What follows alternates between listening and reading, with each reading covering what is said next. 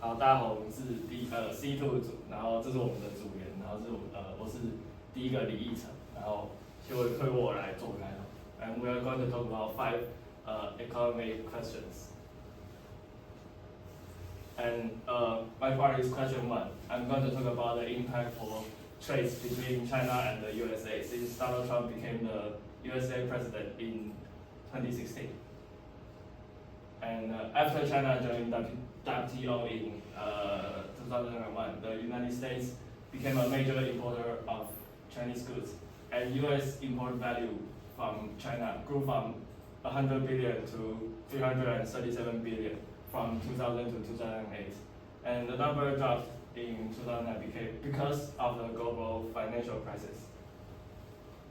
And in 2018, President Trump imposed tariffs on Chinese products, and economists indicated that the tariffs would do more harm than good to the American economy. And because of the tariffs, the American public bore a burden of $8 billion in 2019. And these are the 4 questions I'm going to answer. And question A is I'm going to use a diagram to explain why the U.S. became a major importer of Chinese goods under the WTA Free Trade Agreement. And the dark blue line represents the domestic supply curve on Chinese goods, which I'm calling S1. And the lighter blue line, it looks like gray, whatever. The lighter blue line represents the international supply curve after China joined WTO, which is S2. And the orange line represents the demand curve.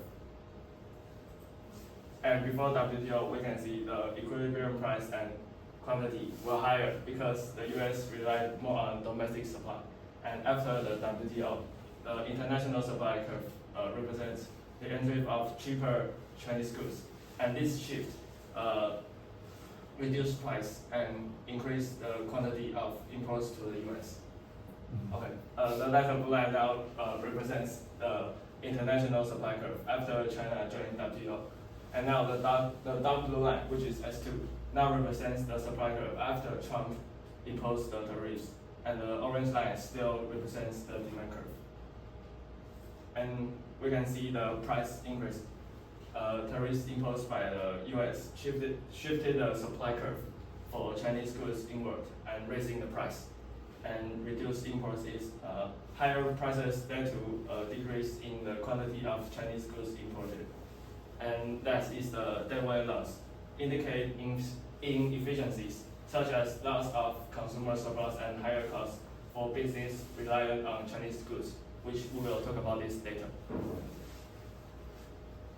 And question C, do I agree with the economist's assessment, which is the tariffs do more harm than good to the US? I agree with them, and these are my reasons. The first one is the tariffs often harm consumers due to higher prices.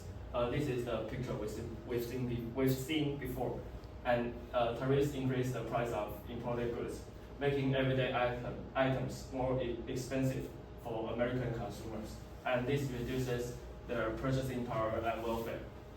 And business dependent on Chinese imports, like raw materials or components, pass these two costs onto the consumers.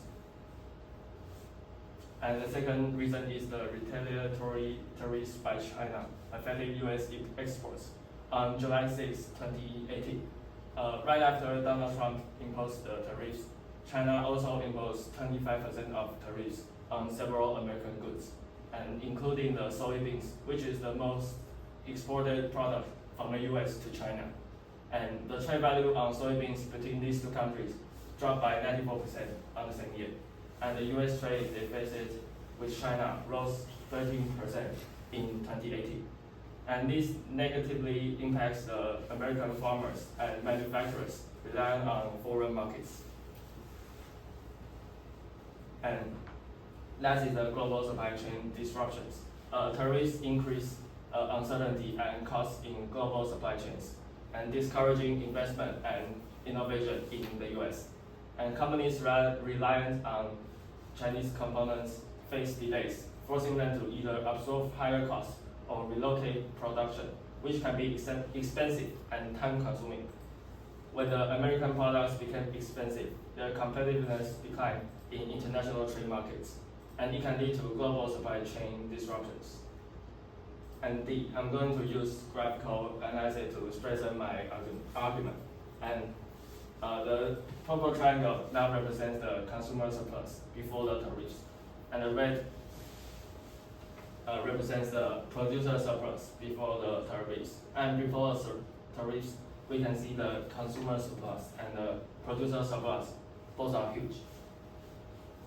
And now, because the tariff was imposed, now the green triangle represents the loss of consumer surplus, and the yellow spaces represents the loss of producer surplus.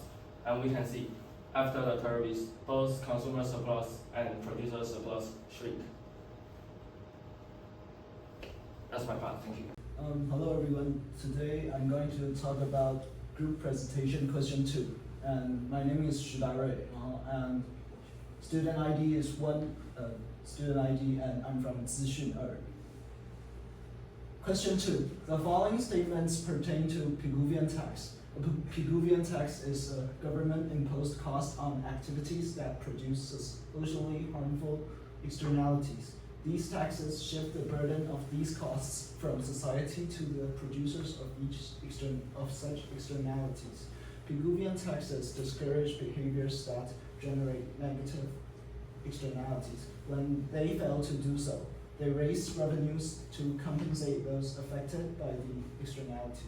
Additionally, Pigouvian taxes can enhance economic efficiency, particularly when the tax fully reflects the cost of the external damage. Question part A. What is the definition of a socially harmful externality? Provide an example of a socially harmful externality. A negative externality arises when an economic activity imposes costs on third parties who are not directly involved in that activity. These external costs are not reflected in the market price. In other words, part of the true costs of producing or consuming a good or service is borne by society rather than those who produce or consume it. One example is vehicle emissions and noise. Car drivers pay for fuel and vehicle costs, but do not bear the full societal costs of the air and noise pollution they produce. Part B. Use a diagram to illustrate how Pigouvian taxes shift the costs of socially harmful externality from society to its producers. The original supply curve is S1, which implies the marginal private cost, and S2 is the social cost, the MPC plus external cost. And before imposing the tax, the free market trade quantity is QM and the price is PM. After it causes external cost, the quantity falls to QOPT and the price is POPT. And these are those points on the picture. So after imposing the Pigouvian tax, the external damage is transferred from the society to the producer. Now the external cost becomes the cost that producers need to take into consideration. And C. Use another diagram to demonstrate how Pigouvian taxes discourage behaviors that create such negative externalities. The price of pollution and quantity pollution picture is here. And this is the demand for pollution. So as you can see, if there's no price for pollution, the quantity of pollution is Q1. And after imposing Pigouvian tax, that equals the external damage, which is P. The quantity of pollution will fall to Q2. So without Pigouvian tax, suppliers don't need to consider the cost of damaging the environment. With the tax imposed on suppliers, the quantity of pollution will be lower, which discourage behaviors that create such negative externalities. D. Use a third diagram to explain how Pigouvian taxes improve economic efficiency, particularly when the tax corresponds to the cost of the external damage. And This is a picture. If there's social cost, external cost, there will be deadweight loss because the free market quantity will be larger than the quantity that is social optimal. Before imposing Pigouvian tax, there is deadweight loss because QM is bigger than QOPT, and the purple triangle is the deadweight loss. After imposing Pigouvian tax that corresponds to the cost of external damage on suppliers, the quantity falls from QM to QOPT, reducing the deadweight loss and improve economic efficiency. Next, I will talk about question 3, and this question is divided by 4 parts, and I will talk about a lecture specifically. For part A, complete the blanks in table 1. The total cost here, you can use the average total cost times quantity, so we can get the result of 4,400, and average variable cost, we use total variable cost divided by quantity, so average variable cost is 1.8, and total fixed cost, here we use total cost minus total variable cost, so the answer is 800, and average fixed cost, we use total fixed cost divided by quantity, so it's 0.4, and price, we use total revenue divided by quantity, so price is $2. And for part B, cause TSM company is in an perfectly competitive market, so it is a price taker, so its demand curve will set at price of $2, and it's a horizontal curve, and the marginal curve is also less. It coincides with the demand curve, because in perfectly competitive market, the price of each product is the same, so it's also less curve. And for part C, I don't think TSM company now is maximize is perfect, because if we in a perfectly competitive market, if company maximize is perfect, its marginal cost should equal the marginal revenue like this dot. So it's now at least the marginal revenue is at $2, and marginal cost is at 1.8. So it should produce more to the Q star, so that the deadweight loss will not exist. For part D, if I am consultant hired by TSM, I will give them some recommendations. First is the company should not shut down in the short run, because its marginal revenue still higher than the marginal cost. So it should not shut down to cover the average variable cost. And the company should find some ways to reduce its average total cost. It's now at the 2.2, so we should let them below this $2, so that the company will exist in the long run. 我是应书尔的李依晨。I'll responsible for question 4. The question is that we'll introduce a father. He worked for originally worked for a multinational company with a monthly salary of $100,000. He decided to quit and open a coffee shop on the first floor of his house. Before starting the coffee shop, the space was rented to a bookstore for $20,000 per month. To start the business, he borrowed $600,000 from the bank and used $400,000 from his savings. Totally spend $1 million for this coffee shop. He spends 40,000 monthly on roasted coffee beans and 20,000 on other expenses because he don't know how to roast the coffee beans, and he didn't hire any staff to work for him.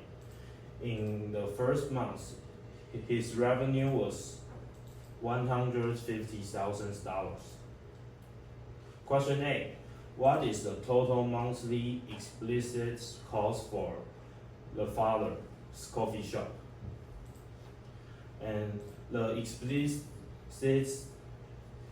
cost is what the father really costs the money in this month. So he costs the 40,000 on roast coffee beans and other monthly expenses for $20,000. So the total explicit cost is $60,000 this month. Question B: what is the total monthly explicit cost of the father's coffee shop? The implicit coffee shop is what he give up his money, or he can do this in others' work to work for the money. Then he originally rents the store to a bookstore, and so he can get $20,000 for the renting. And he also, because he used $400,000 on his saving, and he originally can get 1% annual interest rates in a year. So the saving is $400,000 times 1% and divided by 12. So he originally can get $333 in the saving a month, and he borrowed $600,000 from a bank, and the bank give his annual loan interest rate is 2%. So he also need to pay 600,000 times 2% divided by 12 months. So he need to pay $1,000. And he originally worked for a company and can get $100,000 for his previous job. So the total implicit cost is $121,333.33. What is the accounted profit of the father's coffee shop in the first month? And his revenue is $150,000, and the explicit cost is $60,000. So the accounting profit is the revenue minus explicit cost is $90,000. Question D: what is the economic profit of the father's coffee shop in the first month? The economic profits also counts the implicit cost. So the revenue minus explicit cost and minus implicit cost may get he will lose $31,333 in this coffee shop. So, do you think the fathers made the right decision? And because the accounted profit is positive, so he actually really gets some money to work in this coffee shop, but the economic profit is negative. So if he keep working in the original company, he will get more than he opened the coffee shop today. So these decisions might not be ideal. If the father really likes to open a coffee shop, he can keep doing because it's positive. But if he wants to make his purse more, and he needs to back to his original company. Okay, today I'm going to solve the problem 5, and this is my name and my student ID and my department and the grade. Okay, next page, thanks. And the topics here, but actually there's no something important information here, so you can just take a look. No, okay, I can read this. Electricity company is a classic example of a natural monopoly. For 70 years, Thai Power has held a monopoly on supplying electricity to Taiwanese consumers. However, Taiwan recently amended its Electricity Act, allowing other traditional energy suppliers to sell electricity directly to consumers, effectively ending Thai Power's long-standing monopoly in the sector. Okay, here's come the part A, and this is the question here. And what is the definition of a natural monopoly? And using a diagram illustrate the average cost curve, average variable cost curve, and marginal cost curve for a natural monopoly. And here's the definition. A monopoly formed naturally through the free operation of market forces without legislative or administrative intervention. And definition. And here's the graph. Here we can see the average cost is decreasing because the monopoly firm has economies of scale, so the average cost will keep decreasing here, and the marginal cost is decreasing too. So the average variable cost is decreasing too. It's very obviously okay. Here's the part B's question: why is an electric company such as Thai Power considered a natural monopoly? Here we're gonna list some characteristics of natural monopolies. And the first, high fixed cost structure. And the second, essential product or service provided. And the third one, no competition. 4, high minimum efficient skill. And let's take a look on the firm Thai Power. Hey, hold, back. Okay, here. Okay. Is Thai Power have high fixed cost structure?